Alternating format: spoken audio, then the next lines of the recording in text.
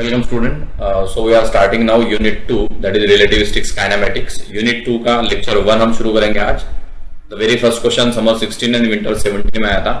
Obtain the transformation equation for component of particle velocities by using Lorentz transformation. Also write there inverse transformation. तो particle की जो velocity होती है उसका transformation मतलब S से S डैश में क्या उसके कंपोनेंट आएंगे. कंपोनेंट का मतलब यहाँ क्या है, we know velocity is a vector quantity, तो उसके तीन कंपोनेंट, जैसे आप वेलोसिटी को u बोलते हो तो तीन कंपोनेंट को सपोज हम बोलेंगे ux, uy, uz, तो उसके transformation ux dash, uy dash और uz डैश क्या होते हैं, that you have to find. Also the inverse. Consider two inertial frame S and S dash with their observer at O and O dash respectively such that the frame S dash is moving with uniform velocity v relative to S along common x dash axis. This is a common statement again. After that,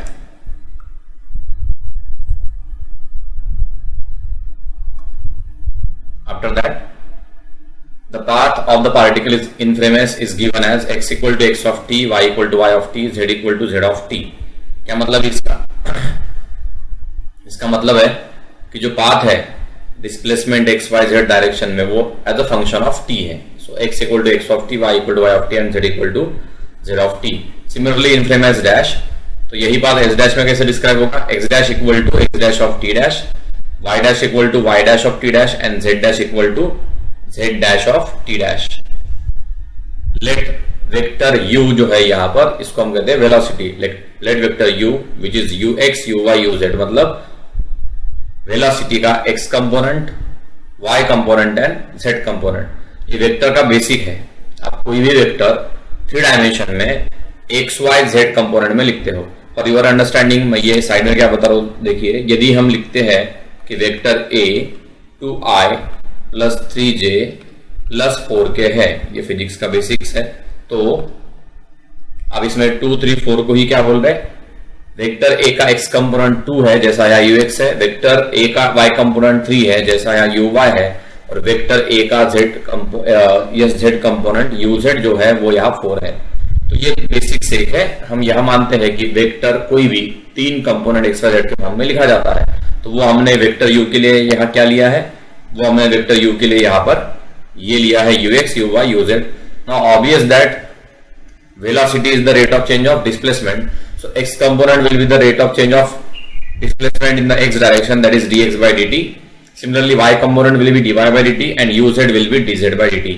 तो ये जो है vector u is the what velocity of particle as measured in frame S. Similarly u dash will be ux dash, uy dash and uz dash, which is dx dash, dy dash, dz dash by dt dash is velocity of the particle as measured in frame S dash. So these are the velocities as observed in frame S and S dash. By special Lorentz transformation, we have x dash equal to alpha x minus vt, y dash equal to y, z dash equal to z, and t dash equal to alpha t minus v by c square x. This is equation number 1. You know this. This is special Lorentz transformation where alpha is 1 by under root 1 minus v square by c square. This is value of alpha in this equation 1. Now equation 1 implies dx dash, इसका differential dx dash as alpha is constant, it will be as it is, and x dash is a function of xt, therefore alpha constant as it is, dx का differential x का differential dx, v constant that is velocity of frame, and t का differential dt. Similarly dy dash will be dy, dz dash will be dz, and t dash का differential dt dash will be alpha dt minus v by c square constant dx. So these are the differentials of all 4 of this equation 1. Then now consider ux dash. जैसे कि हमको ux dash find करना है ux के form में, तो ux dash frame s dash में ux dash क्या होगा, dx dash by dt. Any doubt here? This is a very simple logic. ux dash क्या है, फ्रेम s dash में वेलोसिटी का x कंपोनेंट है, तो वो क्या होगा, उसका जो x डायरेक्शन में डिस्प्लेसमेंट है that is dx dash, उसका time derivative that is dx dash by dt. Okay, just like we say dr by dt क्या होता है, v इन जनरल, आप इन जनरल ऐसा बोलते हो है ना, चेंज ऑफ रेडियस वेक्टर. अभी हम ये बोलते हैं इसके भी 3 कंपोनेंट है x, y, z, और इसके 3 component ux, uy, uz.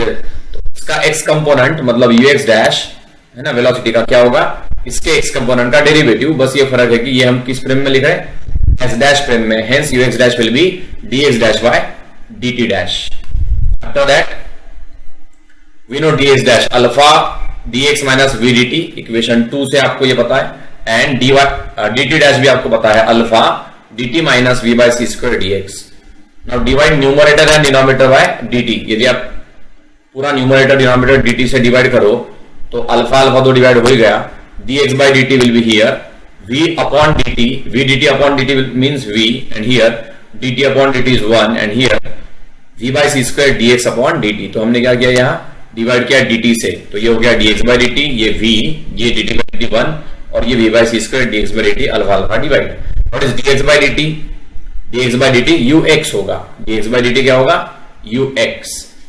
x displacement का रेट ऑफ चेंज मतलब वेलोसिटी का x component, that is dx by dt is ux minus v as it is 1 minus v by c square, ये भी क्या हो जाएगा ux. तो ux डैश की वैल्यू हो गई ux minus v upon 1 minus v by c square ux. Okay, this is a x component in the frame s dash. ux dash मतलब वेलोसिटी का x component frame s dash में, जो जिसका transformation ये है. इसके बाद uy dash. Now uy dash is dy dash by dt dash. In equation 2 we know dy dash is dy, and in equation 2 we know dt dash is alpha dt minus v by c square dx. तो यहाँ पर आगे हमने क्या किया, equation 2 का use किया, जो डिफरेंशियल हमने पता किए थे उसकी वैल्यू रखी है from equation 2. After that again divide numerator denominator by dt. So it will be dy by dt, alpha as it is, dt by dt 1, and v by c square it is dx by dt. What is dy by dt? dy by dt frame s में हो जाएगा uy, alpha as it is 1 minus v by c square, and what is dx by dt? ux. Okay, तो ये हो गया uy dash equal to uy upon 1 minus upon alpha into 1 minus v by c square ux. Because y dash मतलब y और z component same तरीके से transform होते हैं, इसीलिए uy डैश का जो ट्रांसफॉर्मेशन है उसी को देखकर हम डायरेक्ट लिख सकते हैं uz डैश. कैसे uz डैश लिखना, ये इसलिए बोल रहा हूं, again I am repeating, because अब यहां देख रहे ये y डैश मतलब y कंपोनेंट दोनों फ्रेम में और z कंपोनेंट दोनों फ्रेम में सेम तरीके का ट्रांसफॉर्मेशन फॉलो करते हैं. इसका मतलब ये होता है कि आप जैसा uy डैश मतलब वेलोसिटी का y कंपोनेंट लिख रहे हैं s फ्रेम में s डैश के लिए, तो वैसे ही z कंपोनेंट सेम तरीके से लिखा जाएगा, सिर्फ y के जगह z रिप्लेस करना पड़ेगा. तो uz डैश क्या हो गया, uz upon alpha 1 minus v by c square ux. Note करो यहां पर ux चेंज नहीं है, क्योंकि ux इसमें है, uy डैश में भी ux है, तो uz डैश में भी रहेगा. चेंज क्या करना है, मैंने कहा जब आप uy डैश से uz डैश लिख रहे हैं, मतलब आप y कंपोनेंट का ट्रांसफॉर्मेशन देखकर z कंपोनेंट का ट्रांसफॉर्मेशन लिख रहे हैं, तो आपको बस एक ही चेंज करना है कि जहां y है वहां z लिखना है. x कंपोनेंट में मतलब x की कोई वैल्यू है तो उसमें चेंज नहीं होगा. ओके, तो ये हो गया uy डैश से uz dash. So equation 1, 2, 3 are the required transformation, means the transformation of the particle velocities are equation 1 से ये, equation 2 से ये uy dash, and equation 3 से ये uz dash. These are what? Transformation of particle velocities. Okay, now their inverse. तो inverse लिखने का तरीका अगेन वैसा ही है. तो inverse transformation of particle velocities, आपको इनवर्स भी पूछा है तो वैसा ही तरीका है. क्या तरीका है, आपको जहां डैश है वो हटाकर जहां डैश नहीं है कंपोनेंट में वो लगाना है, और वेलोसिटी ऑफ द फ्रेम का साइन बदलना है. ये v क्या है, फ्रेम की वेलोसिटी s डैश की, उसका साइन बदलना है, अपोजिट हो जाता है. तो इसका इनवर्स क्या हो जाएगा, ux equal to ux dash minus v के जगह प्लस v 1, और ये माइनस v के जगह plus v by c square, और ये आएगा ux dash. Okay, similarly uy dash का uy इधर आएगा uy dash alpha into 1 plus v by c square ux dash, and similarly uz dash का inverse uz equal to uz dash upon alpha into 1 minus 1 plus v by c square ux dash. तो ये हो गए तीनों इसके inverse. तो ये था आपका पूरा question, transformation of velocity and with their inverse transformation. Okay, thank you.